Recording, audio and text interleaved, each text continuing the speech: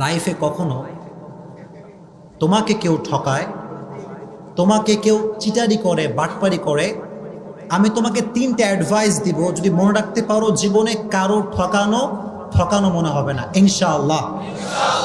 যদি লাইফে একদম আমার চোখে চোখ রাখো যুবকরা, যদি তোমার গার্লফ্রেন্ডও ঠকায়, তোমার বন্ধু ঠকায়, যেই ঠকাক না কেন, তিনটা অ্যাডভাইস মনে রাখবা। যদি বলো কয়টা অ্যাডভাইস?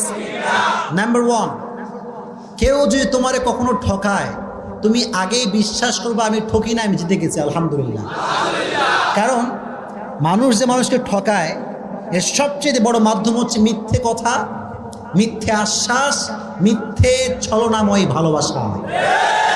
ছাকা খাইয়া যুবক বেকা হয়ে যায়, হ্যাঁ দিন যৌবন কিচ্ছু আর ভালো লাগে না। তো এই যে মানুষ তোমাকে ছ্যাঁকা দেয়, কষ্ট দেয়, প্রতারণা করে, এটা মিথ্যের মাধ্যমে মানুষ